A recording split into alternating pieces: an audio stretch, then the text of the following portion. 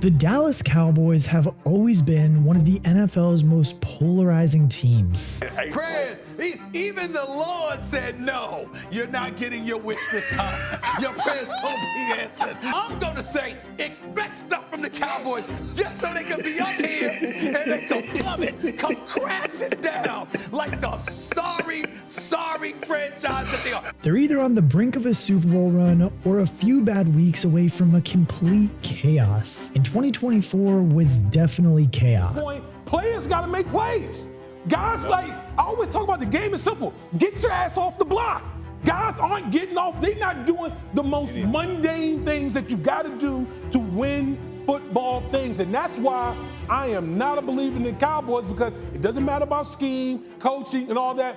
They don't have the personnel to win one-on-one matchups in this National Football League. They don't. But after a calculated offseason and a genuinely impressive draft, it looks like America's team might finally be getting it right. With Dak Prescott still slinging it, CeeDee Lamb establishing himself as a true superstar in a hungry defense led by Micah Parsons, the Cowboys might finally have the pieces to compete in a stacked NFC. There's a plan in place, and for the first time in a long time, it feels like the Cowboys actually know exactly what they're doing. And now look, by no means was 2024 successful for the Cowboys in really any way, shape, or form. But I mean, with one of the toughest league schedules in hindsight and a litany of injuries on both sides of the ball, there are reasons for the failings. First and foremost, there's a reason that Mike McCarthy isn't the Cowboys head coach anymore. I mean, many voices were calling for his firing for the past several seasons, even in some of their more successful regular seasons, thanks to just numerous playoff collapses and questions about leadership, culture, and modern schematic knowledge. All of those questions did leave the building with McCarthy and are replaced with optimism as the young but experienced Brian Schottenheimer takes the reins. And I mean, yes, while Schottenheimer, this is his first head coaching job, the dude has been around the league as an offensive mind since the turn of the century. And yes, while he has struggled at certain points in his career, he has worked his way from assistant to offensive coordinator 3 different times in his career, showing an ability to both integrate himself with players and modernize himself as football changes. A fresh mindset like this could be great, especially as Dallas looks to reestablish a winning culture. Truthfully, the main issue with the 2024 Cowboys was a breakdown on offense, largely caused by an ineffective rushing game and massive injuries at the quarterback position. Again, Dak Prescott, after becoming the highest paid player in the NFL for the second time in his career, missed the last 9 games of the season with a torn hamstring. And I mean, look, you try and have a winning season with Cooper Rush as your quarterback, and I doubt it's gonna work. Even when Rush did perform well as the starter, he had to do it with the deck stacked against him, as all-world guard Zach Martin missed 7 games with injury, and number 2 wide receiver Brandon Cooks missed the middle stretch of 2024. Dallas managed just to score 20 points per game and turn the ball over as much as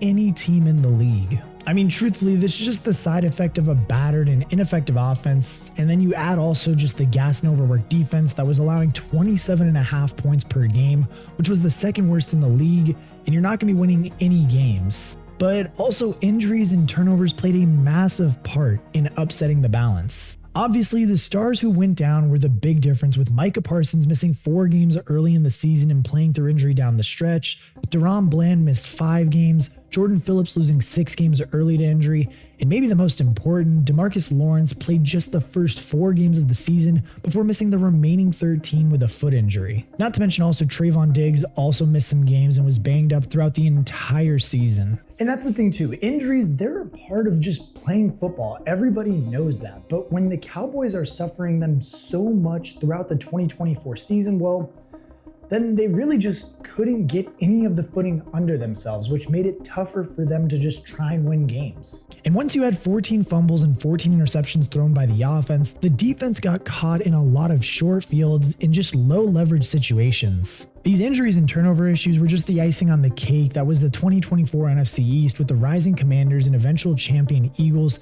taking any remaining wind out of the Dallas sails. But All right, that's enough about the problems. Let's talk about the solutions that they can do. First of all, we have to start with the offense as they're on the rise again and fast. While many Cowboys fans panicked following the sudden retirement of Zach Martin, Jerry Jones wasted no time in shoring up the offensive line and drafting his pick for Martin's successor, drafting Tyler Booker at the 12th overall pick to be their new offensive guard. There definitely was a lot of demand for the Cowboys to draft a receiver like Matthew Golden from Texas or even reach for a running back, but Dallas stayed patient and focused on building through the trenches, following the model set by the division rival Eagles. And I mean, yes, the pick was solid enough, with Booker being the draft's top guard prospect and an Alabama standout. He also adds to Dallas's great wall of Tylers, joining fellow top picks Tyler Guyton and Tyler Smith. Truthfully though, the Booker pick kind of just felt like the perfect fit, and it really complemented Dallas's value pick of Oregon's Cornelius in the 6th round and low-cost additions of backup offensive linemen in free agency. But the reason you came in the biggest offensive addition was without a doubt their acquisition of George Pickens in a trade with the Pittsburgh Steelers. With CeeDee Lamb making the big bucks as a bona fide NFL superstar, the Pickens addition is a perfect fit as a number 2 wide receiver. With his blazing speed, which wasn't shown nearly enough with Russell Wilson last season,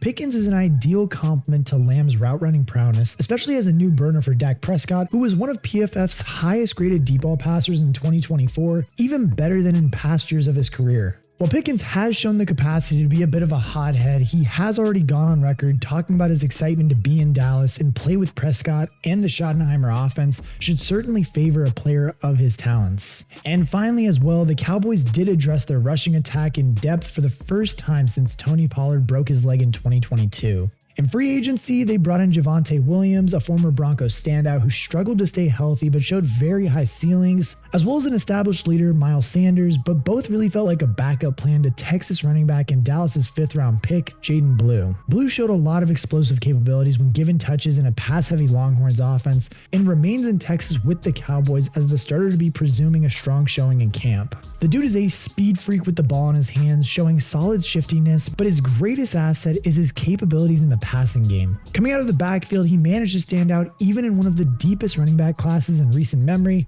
so Blue is definitely going to be a plug-and-play fit as a safety valve for Dak Prescott. Add this to an offense that already had CeeDee Lamb and a great tight end in Jake Ferguson, and there aren't too many lingering questions. Like, I mean, as crazy as it sounds, and especially coming from me, who is just not the biggest Cowboys fan, they actually look kind of promising and have actually patched a lot of the holes in just where they had leaks at on their team.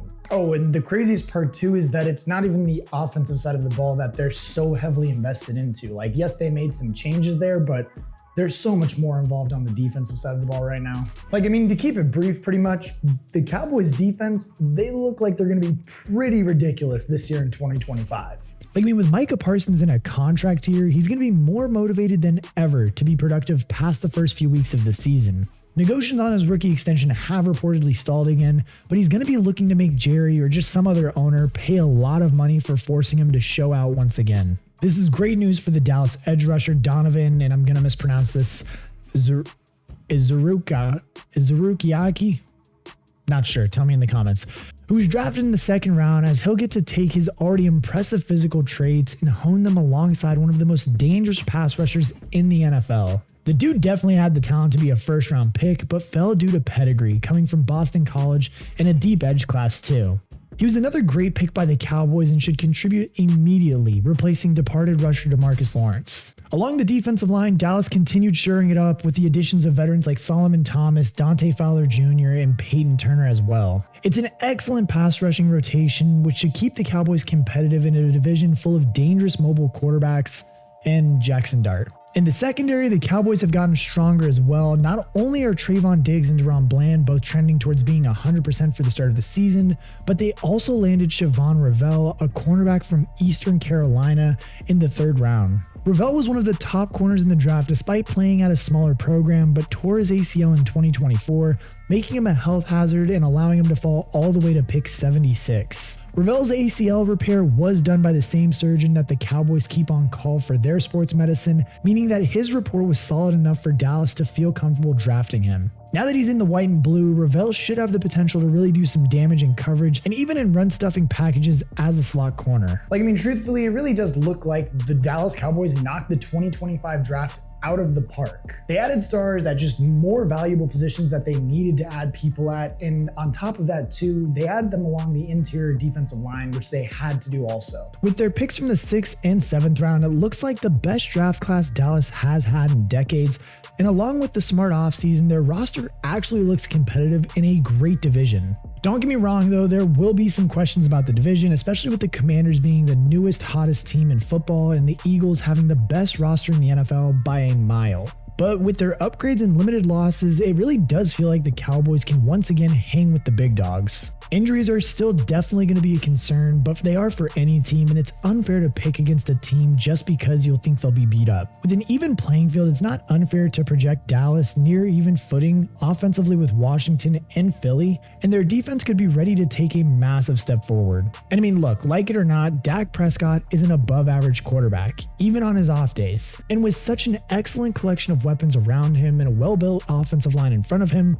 his ceiling is that of the player who stole an MVP vote from Lamar Jackson in 2023. Their schedule 2, which are the Packers, Chiefs, Chargers, and Vikings, are all happening at home in Dallas, so their schedule is much softer than last season. As for the rest of the questions lingering around the team, Dallas has held on to $32 million in cap space to use on late game free agents and a potential extension for Parsons. Any gaps that stay concerning on their roster can still be patched, and they still have a working blueprint for success from their back-to-back-to-back winning seasons to start the 2020s. There's still great players available too, wherever they may want to add, from Keenan Allen and Amari Cooper as potential third receivers to Matt Judon and Zadarius Smith as veteran edge rushers, so they could even bring back Stephon Gilmore as Shaq Griffin to aid in the development of their young cornerbacks as well. From a chaotic offseason to a clear path forward, the Cowboys have gone from shaky to solid in a matter of months. Brian Schottenheimer's fresh approach, smart draft picks, and savvy trades have given this roster a whole new identity.